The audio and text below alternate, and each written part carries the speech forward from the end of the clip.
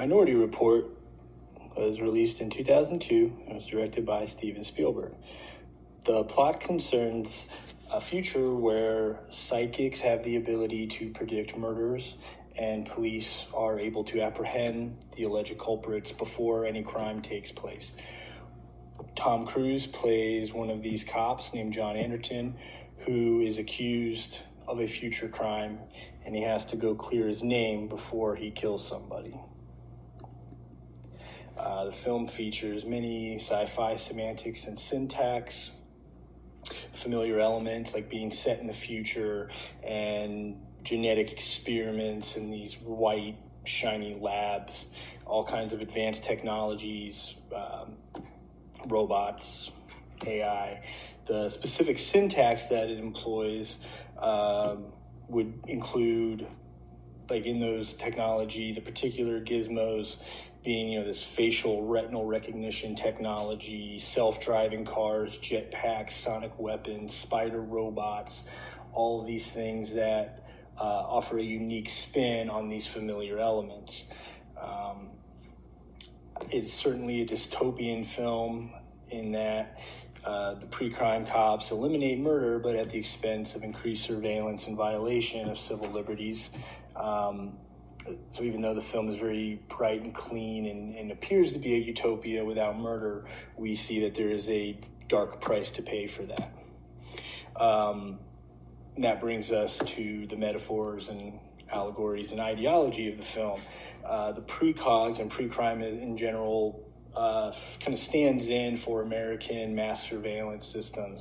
The whole notion of preemption, where you're striking first to prevent something that you're dead set is going to happen, has a very ugly parallel in real life to the Bush Doctrine.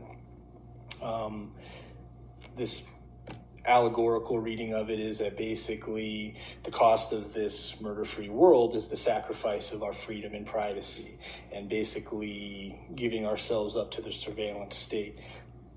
This speaks to a lot of the anxieties that came after 9/11 and the war on terror, the invasion of Iraq.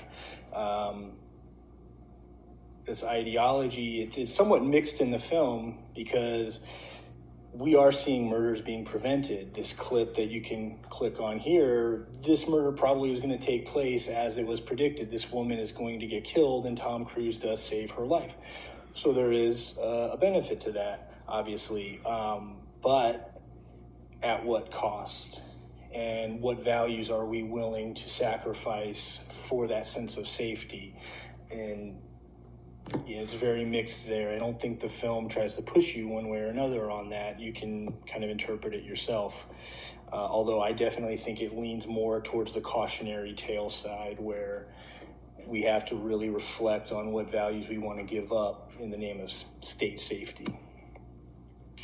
The representations of gender are interesting because it is still ultimately a Tom Cruise film. He's a seemingly alpha male, athletic, he runs a lot, but he is kind of more tortured figure than Tom Cruise frequently plays. He's haunted by his son's death, which led him to become a drug addict and led to the breakdown of his marriage. And this failure causes him to really dive headfirst into pre-crime, and he's a devout follower of his superior, Lamar Burgess. It turns out to be the bad guy who frames him for this murder.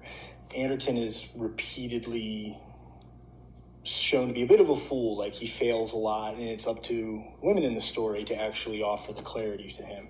The women, Iris, Agatha, and Laura. Iris is Dr. Iris Heinemann, who is the mother of pre-crime, who helped found it, and she tells him about the Minority Report that could clear his name. This Minority Report is contained within one of the precogs, Agatha.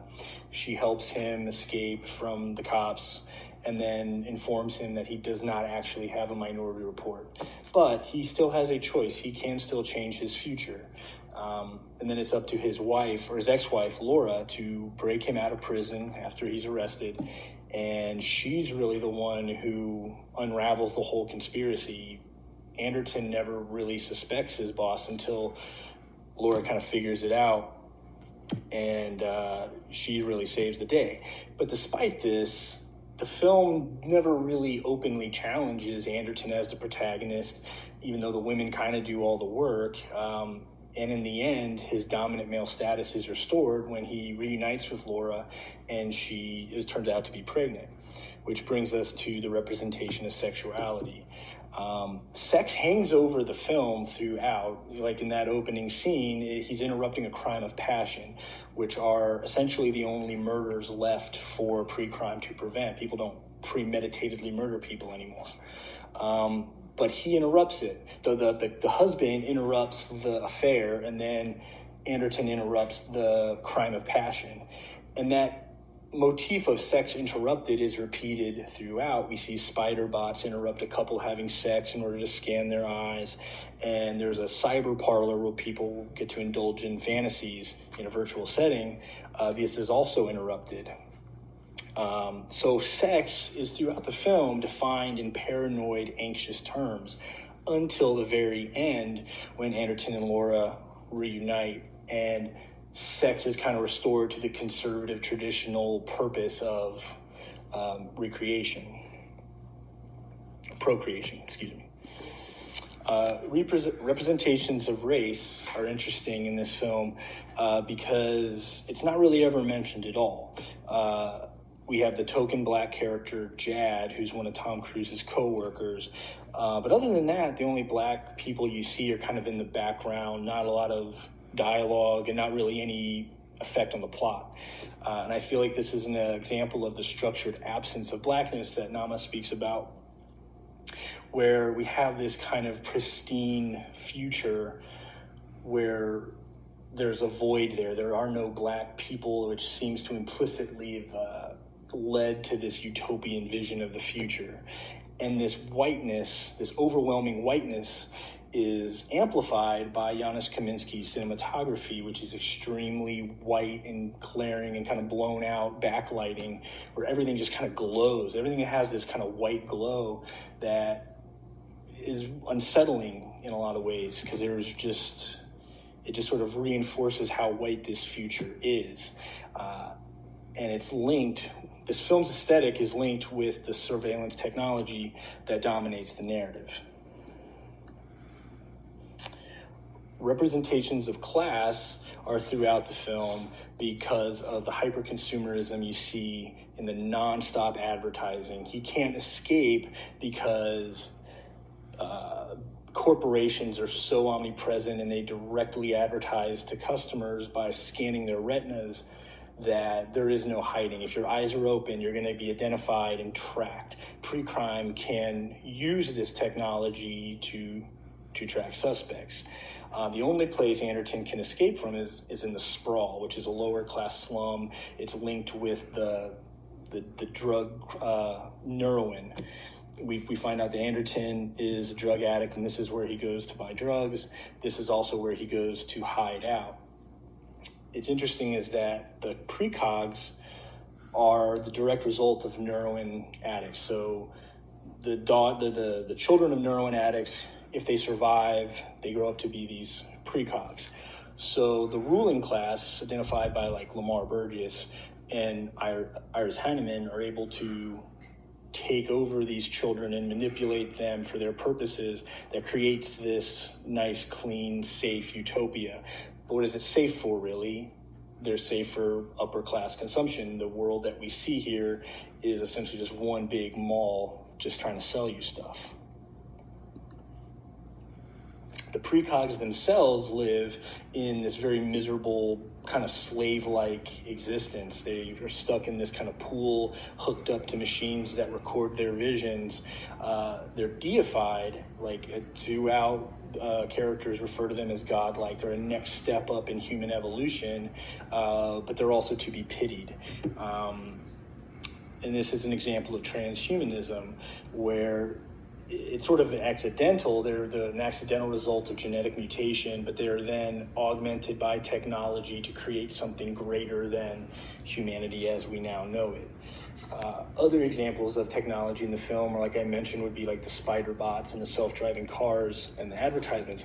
All of these things seem kind of cool, but there's also a really dark undercurrent to them, is that they're all manipulated by the police.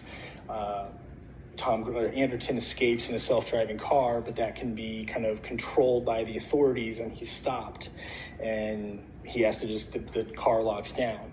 And the spider bots are a very creepy, monstrous kind of thing to go around and scan people's eyes, just as invasive and just as creepy as the targeted advertisements that know your buying history, that know who you are just by walking by. They target you and try to sell you stuff.